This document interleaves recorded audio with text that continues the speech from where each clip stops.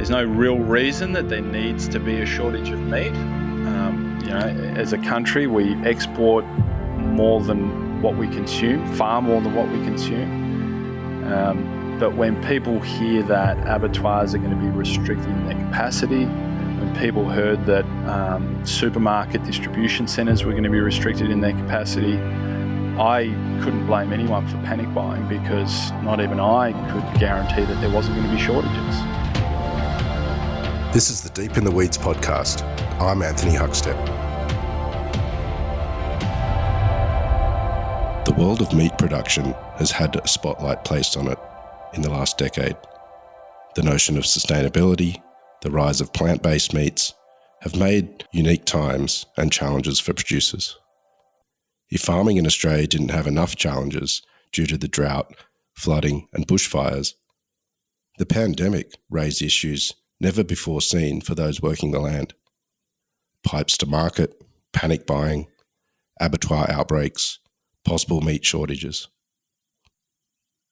James Madden is the Managing Director of Flinders Co. James, how are you going?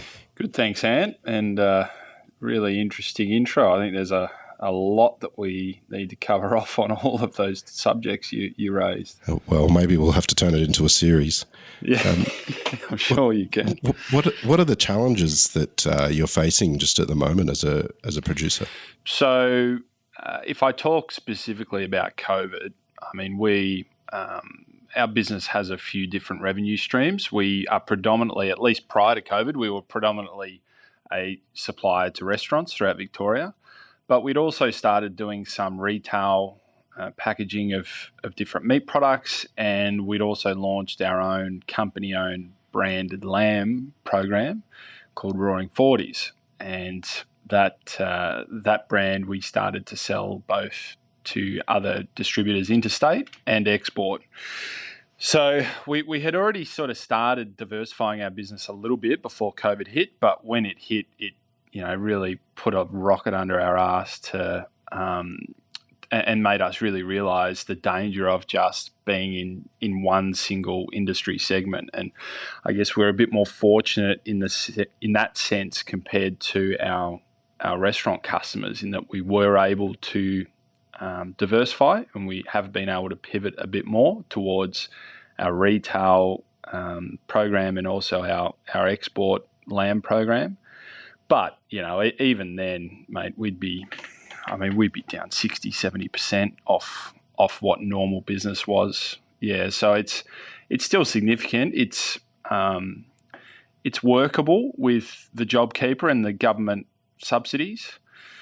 But I was just doing some numbers the other day, and from what I can see, I reckon by the time JobKeeper finishes in March of next year at this stage, I reckon our business will have got about $500,000 in government assistance.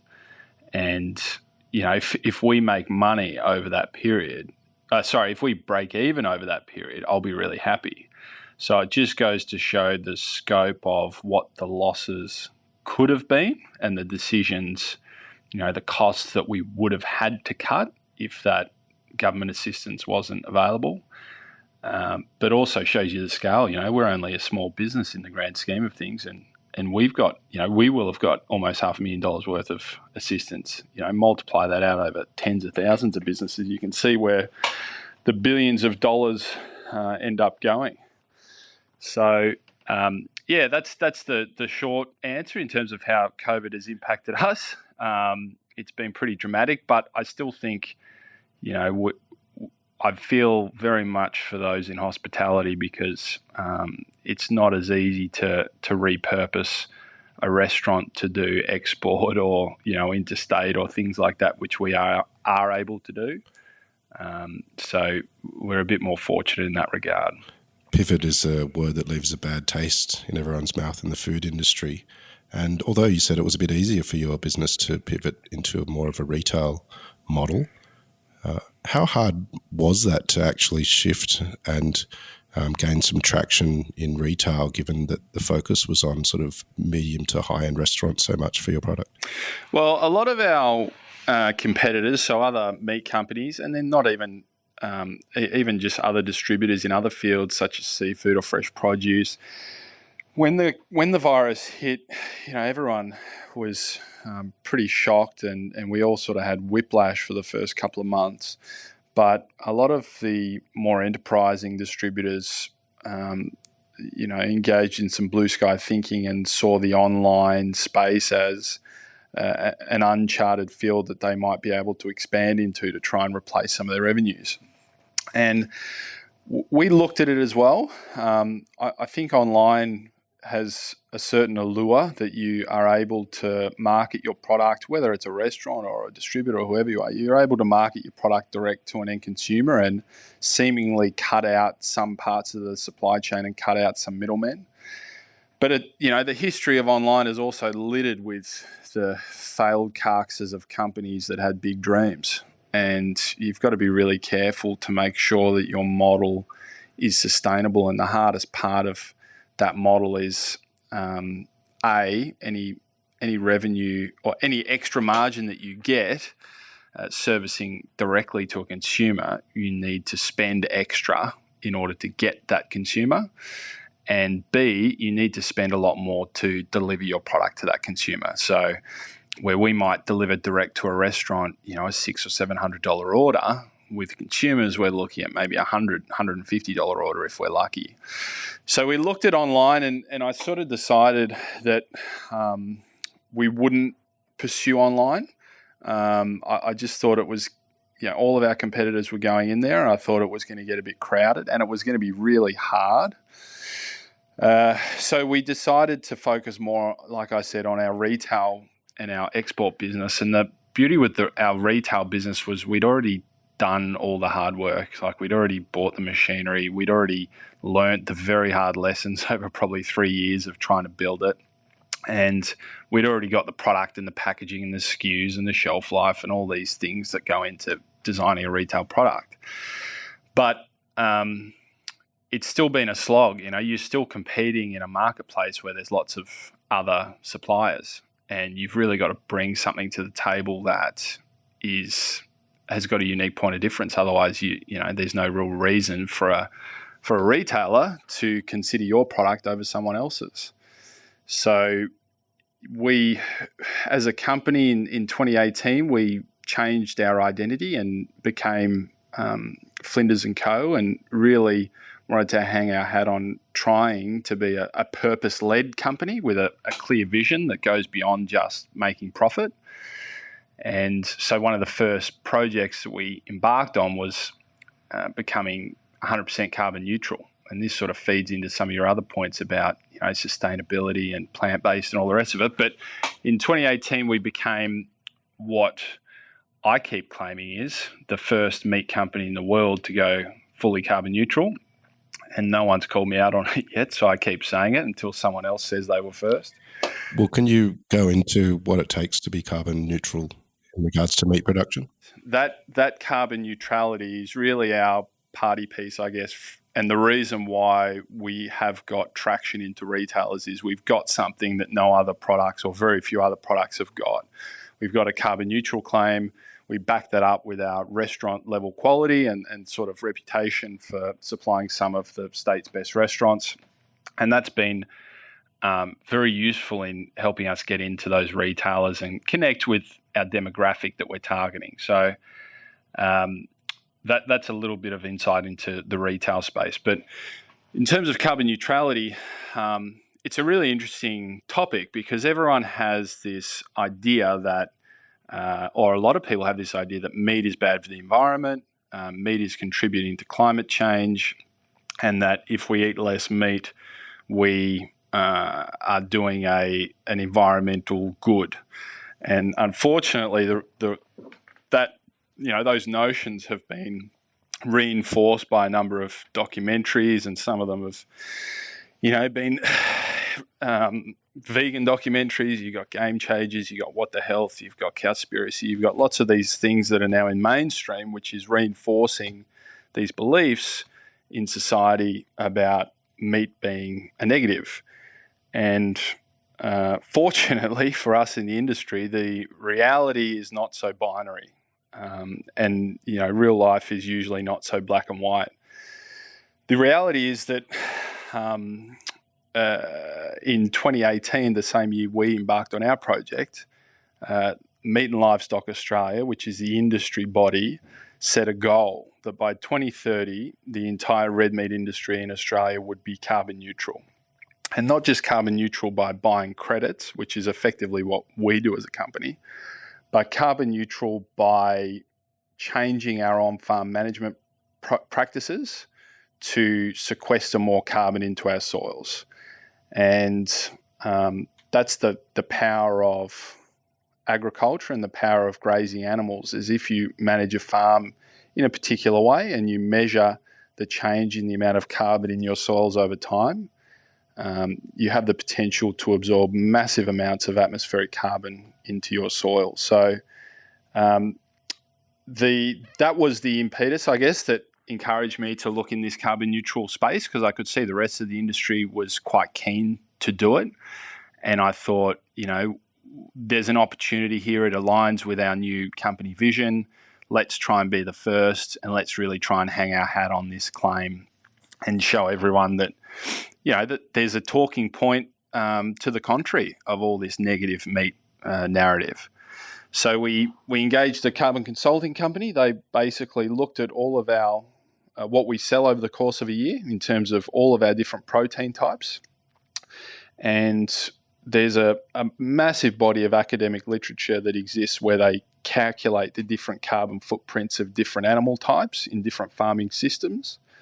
They selected out they're called life cycle assessments. They assess the carbon footprint of something over its entire life cycle. So the consultant selected the LCAs that best matched the types of meat that we sold and the areas and farming practices involved in raising those animals.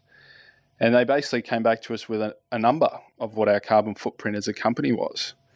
And there's two ways you can become carbon neutral. You can stop emitting all your carbon, or you can effectively incentivize someone else to take the carbon that you release into the atmosphere and put it back into the ground or into some other, remove it from circulation.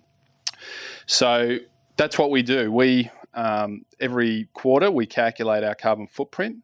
We purchase credits on the carbon market, and those credits have got a dollar value. They cost money. They are the incentive and the reason that a heap of carbon programs are able to be viable, and they ultimately result in a net neutral impact on the atmosphere. So whatever we release, we make sure that we take it back down. That's step one for us. Step two is we want to, and it was going to be my project in about April of this year, but I got a bit distracted. Step two is we will offer premiums to our suppliers. If they're able to deliver us a product which is carbon neutral, we'll pay them extra, because that then means we're not having to pay for credits to cover that product. And that's how we encourage the premiums to flow down the supply chain towards the farmer, to try and encourage farmers to not only change some of the things they're doing on farms, but also just to measure what they're doing, because a lot of farmers are already sequestering a lot of carbon that's just not being measured. So, yeah, that's in a nutshell, mate. Carbon accounting can be quite a confusing and in-depth conversation, but that's the basics around how we make our product carbon neutral. Well, let's have a look at on the farm. You grew up on the land and you represent cattle, lamb and chicken producers. What does it take to grow these animals to bring them to market? Well, the biggest carbon footprints that we have in our business are from beef and lamb. And the reason that they're the biggest is because they inherently produce the most methane.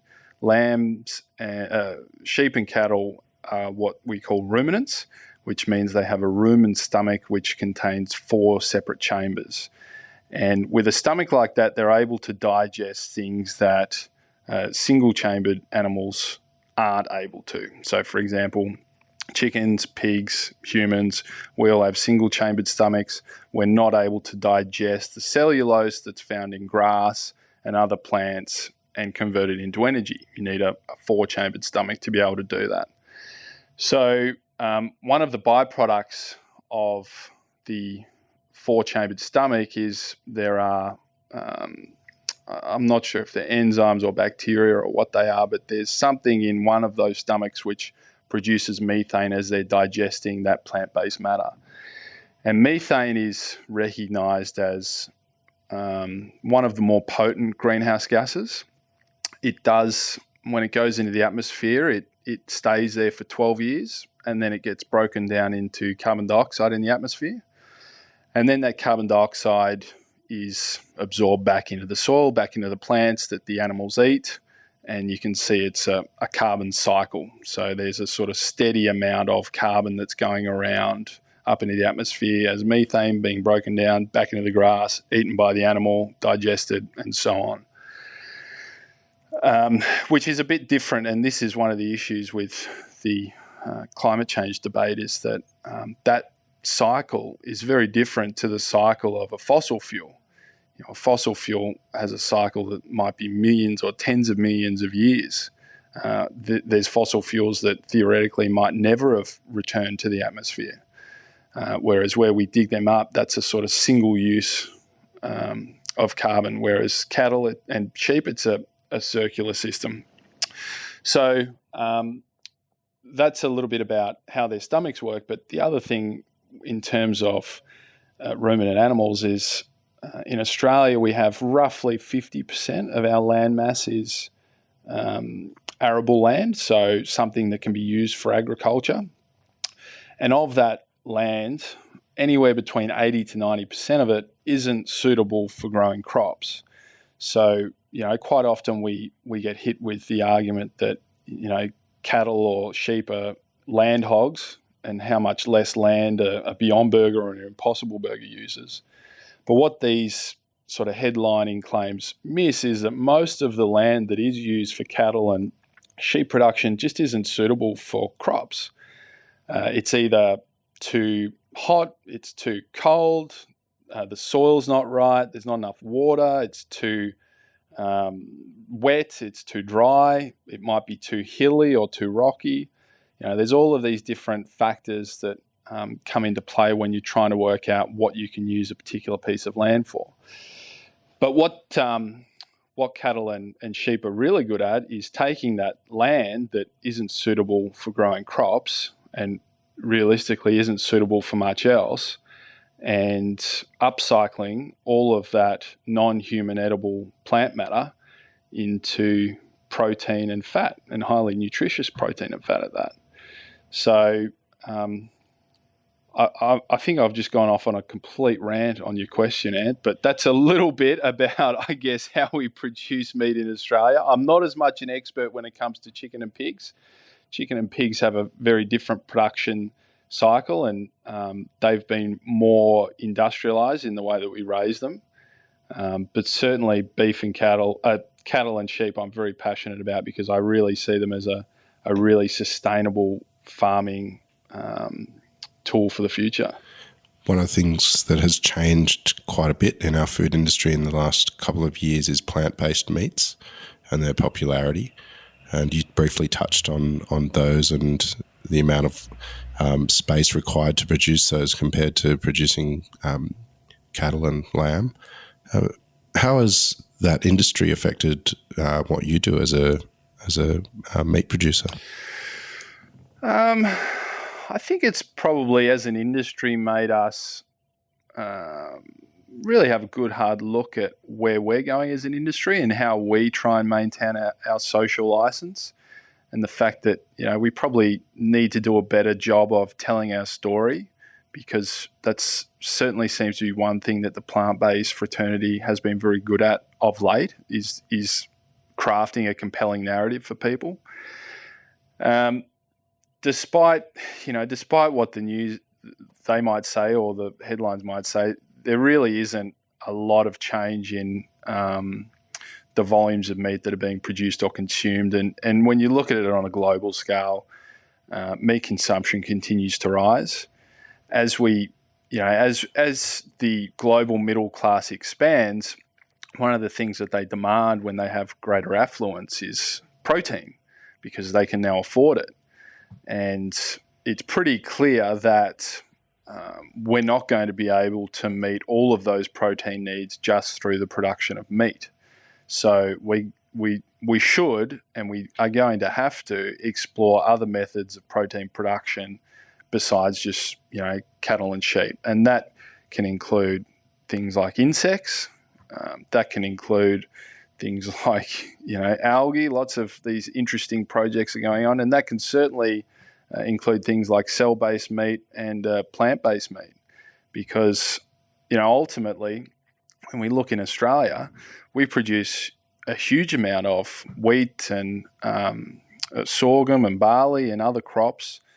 We could potentially produce a lot of soy, and we currently ship the majority of it overseas as a commodity. So I have a really positive view of the plant-based world. I think it's a really exciting opportunity for Australia as a country to further value add the commodities that we produce here and sell them around the world as a value added product. But certainly, I think that a lot of the ideologues, because there are ideologues in that plant-based world, there are vegans who are quite evangelical. They want nothing more than to see the end of the meat industry, and they'll tend to push narratives that support that view that perhaps the meat industries will be going through its Kodak moment soon. Perhaps will be totally irrelevant and the entire industry will go broke. It's just really hard to see how that's happening or when or how that would happen, because that global demand for protein is huge, and not even plant-based foods are able to sustain it on their own. One of the aspects that we've seen of the pandemic is panic buying, and not only of toilet paper but of meat as well. What has it been like from your perspective, and what sort of pressures does that put on meat supply? So one of the things I think we've seen with panic buying, and this is not just the meat industry, you saw this with toilet paper, with flour, with rice, with eggs, with lots of different things at different times. Modern supply chains are very efficient, but they're also very lean, which means there's not a lot of slack capacity in modern supply chains. And they're built around consistency. So when there's a consistent supply and a consistent demand, we're able to get our excess capacity down so that we can provide a cheaper product and make that supply chain more efficient. They're not used to, and they're not designed to deal with fluctuations of plus 10, plus 20, plus 30, plus 100% in demand within a few short days. There's just not enough elastic slack in those supply chains to deal with it. And neither should there be, because we really don't need for that to happen. But with the first COVID shutdown, I think I'm sure there'll be books written on the psychology of panic buying after the virus, but there was significant panic buying then. Most retailers and butchers and processors were not prepared for it. They didn't see it coming. And so the shortages were quite pronounced. But, we got through that period. Interestingly, pretty much every supermarket you go to, the meat aisle was bare, but the plant-based aisle was still fully stocked. So make of that what you will. But the second lockdown that we had was quite different and worrying from a different perspective, in that it was a lockdown that was, it was a episode of panic buying, and I'm referring more to the panic buying that happened at the start of August, when we had the second stage 4 lockdown, and we had the face masks, and we had this announcement around the restriction of meat plants. That panic buying was one that was caused by the government. And there's no real reason that there needs to be a shortage of meat. As a country, we export more than what we consume, far more than what we consume. But when people hear that abattoirs are going to be restricted in their capacity, when people heard that supermarket distribution centres were going to be restricted in their capacity, I couldn't blame anyone for panic buying, because not even I could guarantee that there wasn't going to be shortages. And, I thought the government had done a relatively good job with most of the COVID-related things over the 6 months to sort of the 1st of August. But when they announced the lockdowns or the reductions in processing for meat and supermarket distribution centres, I was pretty annoyed, because there was a lack of consultation with industry. There was a lack of foresight around what the implications of that might mean, and certainly psychologically how people might react to it. And it took 4 days of pretty serious high level lobbying, not just from the meat industry, but also from the CEOs of all the supermarkets and the grocery associations, with both the federal and state governments, to get them to change the rules slightly so that there wasn't a mass shortages of product. So there was still panic buying while they sort of thrashed those things out, and eventually, about a week later, the government came back and said, "Okay, we're going to modify the rules to try and ensure there's no shortages." But by then, the damage had been done, and the panic buying had returned. So we saw it for a week and a half, maybe 2 weeks, and then, like the first lockdown, or the first round of panic buying, it subsided, and now we're starting to return to some level of normality.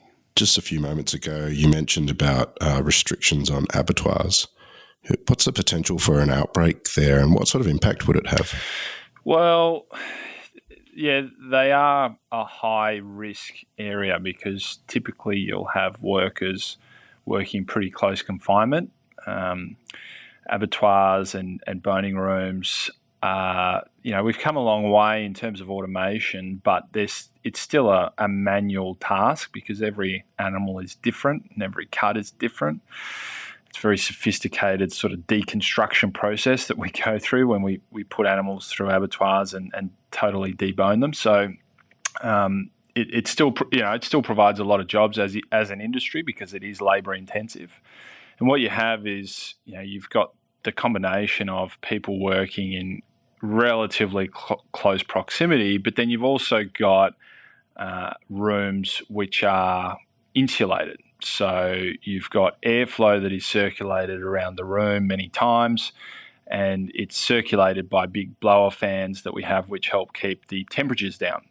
So you've sort of got this double whammy of people working close to each other and air circulation going around the room. So we've seen in Australia, abattoirs, the sites of outbreaks, and certainly in the US, they had quite a few issues with abattoirs having to shut down and constricting the supply of meat because they had outbreaks. And, a lot of these workers will either live with relatively large families or have pretty close-knit communities. And quite often they will have some members of the community or family that will work in one abattoir, and other members that will work in another, and other members that might work in a third one. So you have this sort of cross-contamination risk between all the different sites. So all those factors come together, and you do get a greater risk. And that's one of the reasons why the government did take a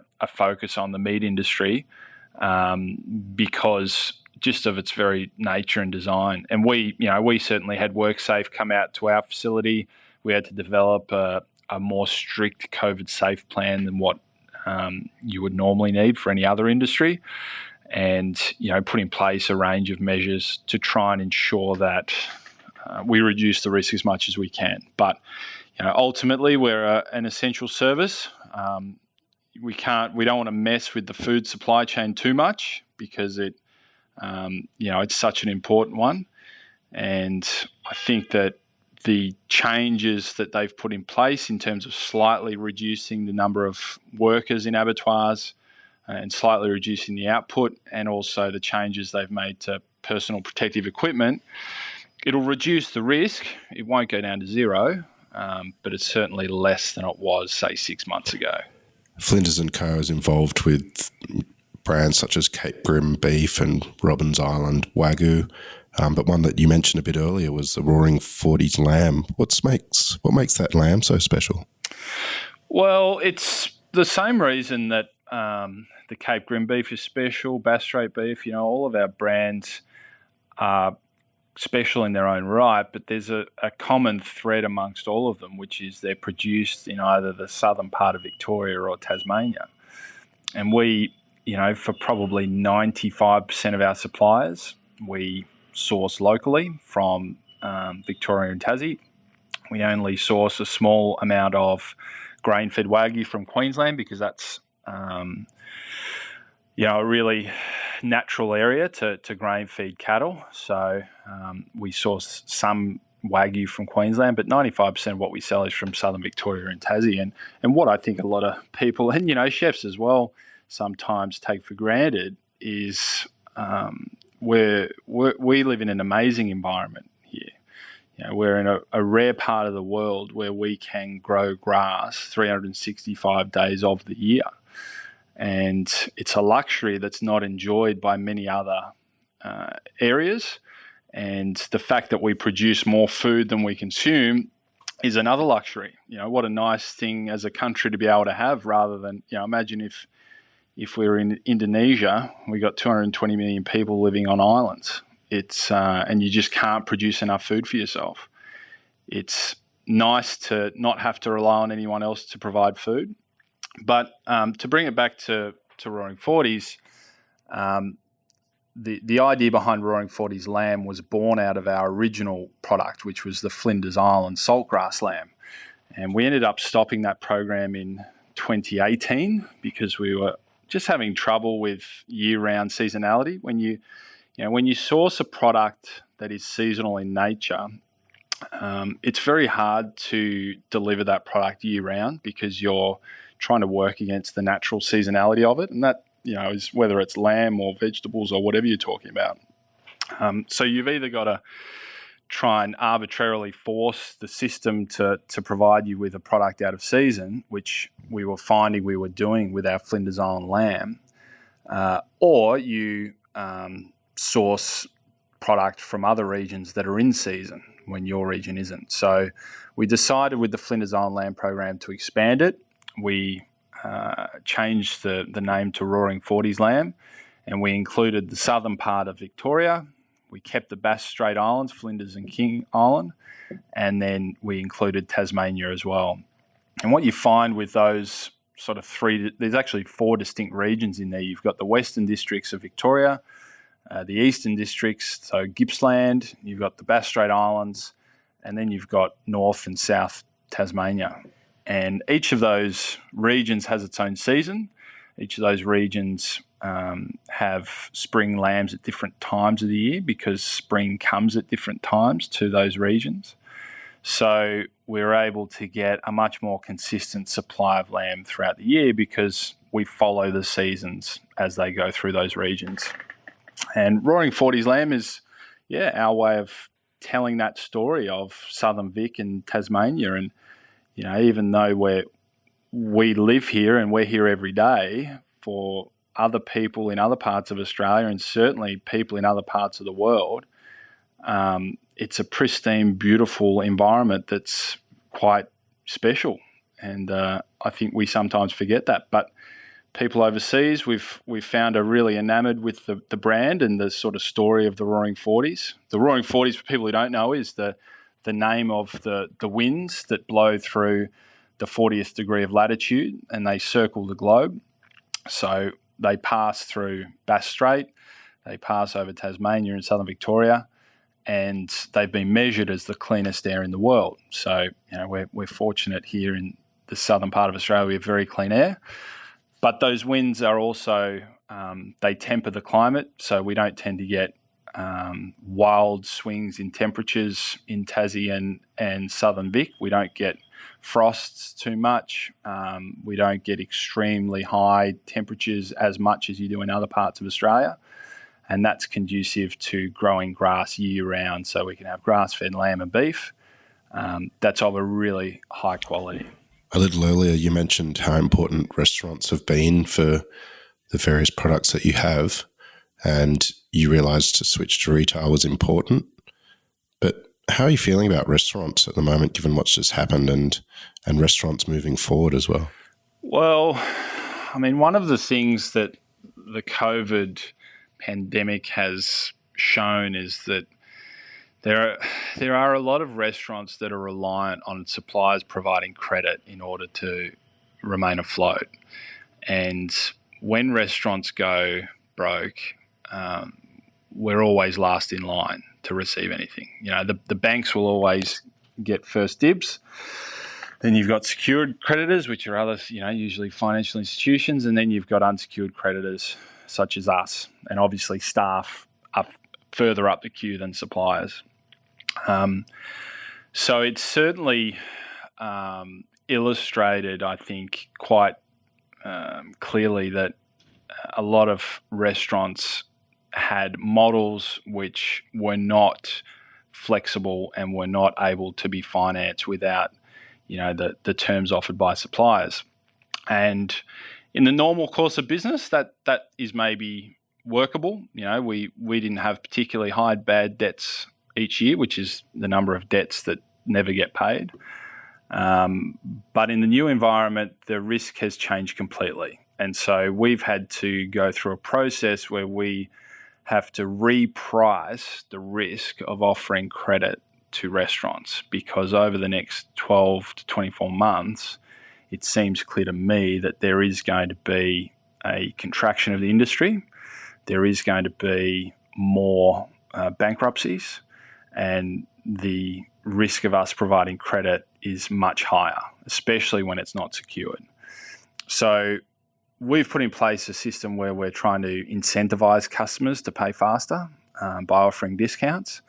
And that can be, if you're paying 7 days, you'll get an 8% discount. If you're paying on credit card, you get an 11% discount. If you're paying direct debit, you get an 11.5% discount. So they're significant discounts.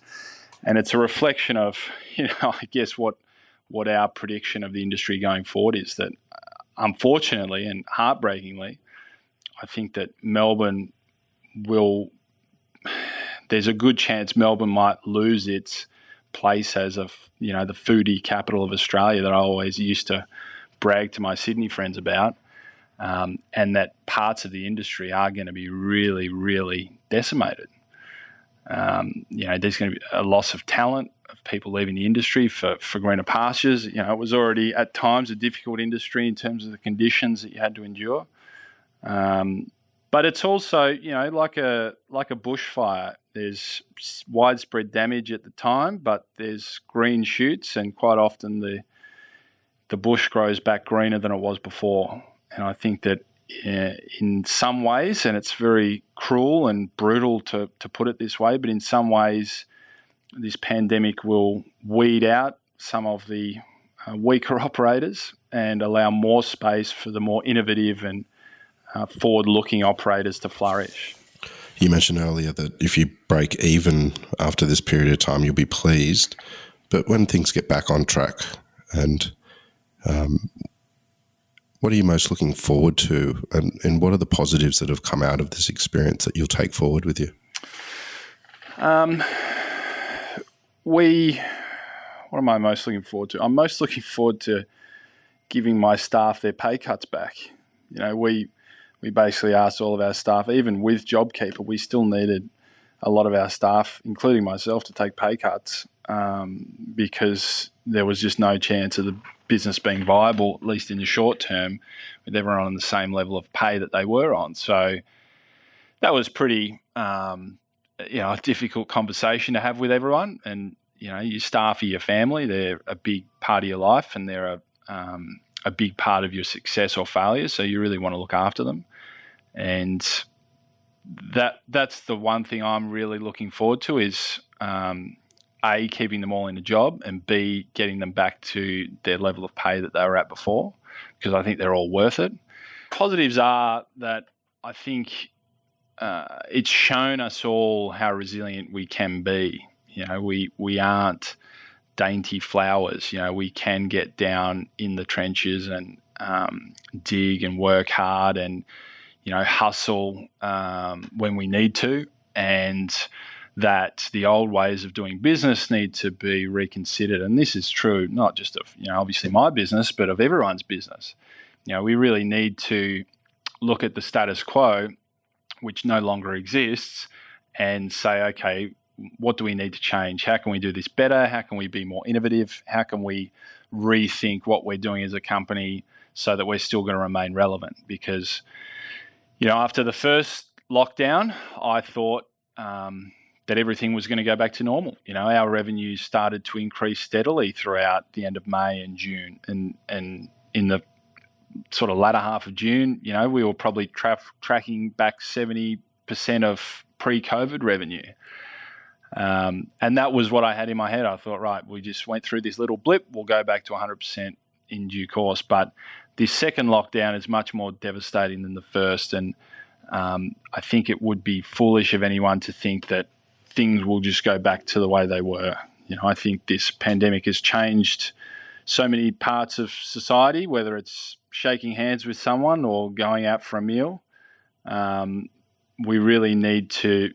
That's the positive for me is what I've seen in people, what I've seen in our company is this propensity to be resilient, to be adaptive, and to think outside the box going forward. I really love seeing when people think outside the box. Well, mate, it's been a real honour to have your insight on Deep in the Weeds. Keep in touch, and thanks for joining us. No, thank you very much, mate. I love what you're doing. I think it's a great thing to be able to, bring the community, the hospitality community together with your podcast and hear other experiences from people who are in the shit just like all of us. So keep it up, mate. You're doing great work. Thanks, James. This is the Deep in the Weeds podcast. I'm Anthony Huckstep. Stay tuned as we share the stories of Australia's hospo community, suppliers and producers in search of hope during this pandemic. Special thanks to executive producer Rob Locke for making this all happen. Follow us on Instagram at Deep in the Weeds Podcast or email us at podcast@deepintheweeds.com.au. Stay safe and be well.